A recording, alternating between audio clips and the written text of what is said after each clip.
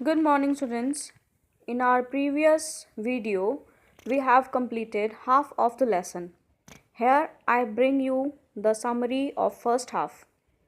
The story begins with little Pip having a chance encounter with an escaped convict in a deserted churchyard.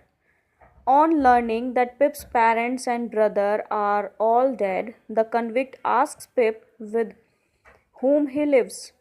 Pip responds saying he lives with his sister and her husband Joe, a blacksmith. The man, who has chains on his feet, threatens to kill him if Pip does not bring a file and food for him the next day. The following day, Pip steals some food from the kitchen and a file from the forge and steals out of the house.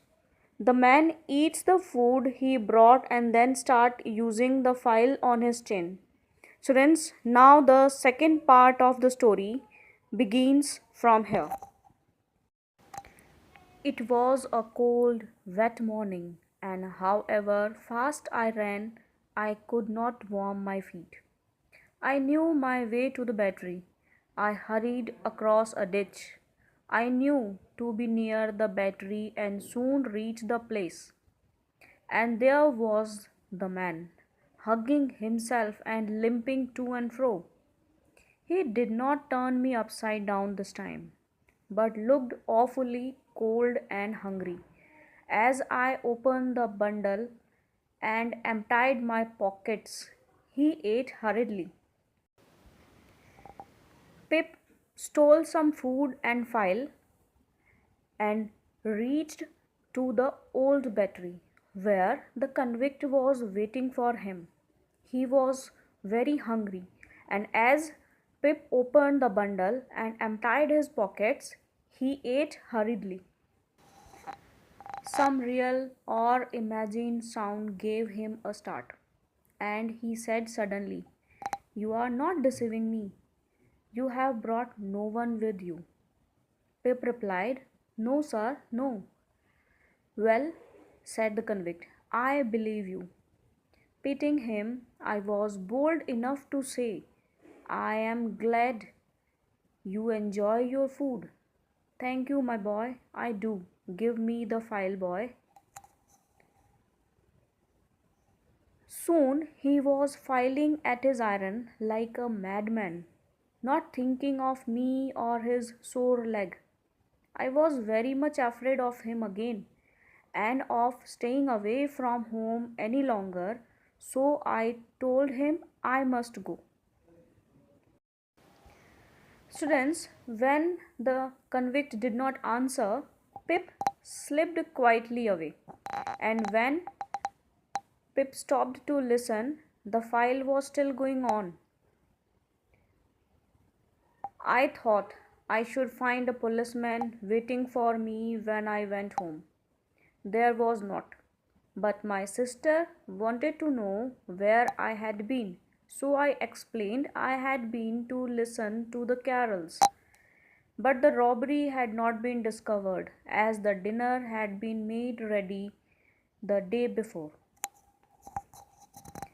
So, in this paragraph, we can conclude that Pip was so scared that he was expecting a policeman waiting for him at his home.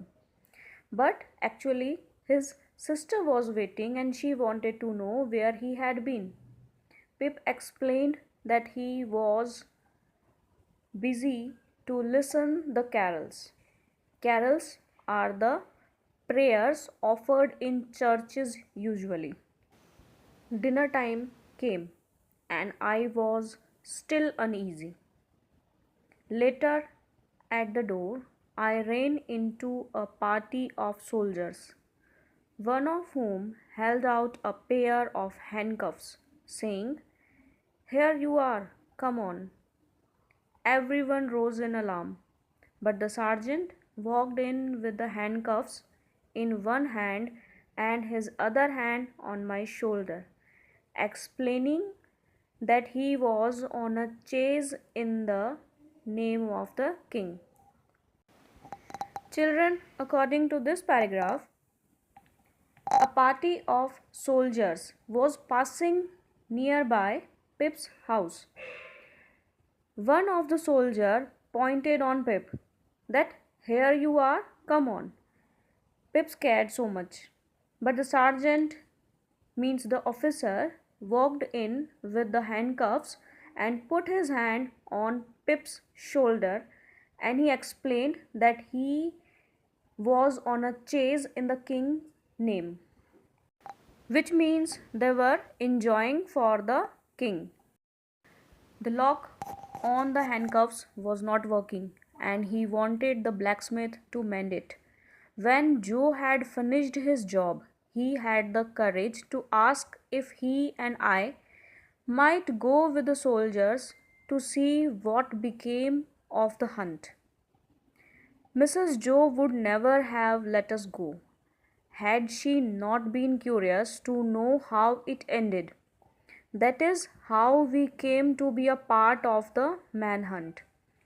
After mending the handcuffs, Joe and Pip both were curious to go with the soldiers who were to arrest the convict who has escaped from the jail. Means they were finding the same convict who was helped by Pip by mistake. The convict was spotted and subsequently caught on our way to the old battery. He looked around and saw me. I looked at him eagerly and tried, by shaking my hand, to tell him I had not given him away. He looked, though only for a moment, very closely at me in a way I could not understand. When the convict was arrested and he passed nearby Pip and Joe, Pip was shaking his hand that he is not responsible for his arrest. My convict never looked at me again, but suddenly he turned to the sergeant and remarked, I wish to say something about this escape. I may stop some people from being suspected because of me. I took some of food from the village over there, from the blacksmith's house. Children, the convict was so kind that he has accepted that he had stolen file and food from the blacksmith's house himself. And so he set me free from the fear of being caught for helping him by claiming that he had stolen the food himself. Now that the fear of being found was lifted, now Pip was happy. I was not sorry I had stolen the food as far as Mrs. Joe was concerned, but I loved Joe. Pip loved his sister, and he knew that he should tell him of his adventure. Yet I feared he would think me worse than I was and not trust me anymore. So I put off telling him. When we got home, I was put to bed, tired out. But the next day, and for many days after, I was troubled by the secret I had not shared with Joe. Pip was so innocent that he was feeling some kind of guilt that he had not shared the secret with his sister Joe. So, children, the story is over, and I hope it is clear to you. Now, once again, to have more fun, read the story because reading is the key to success. Keep growing, keep reading.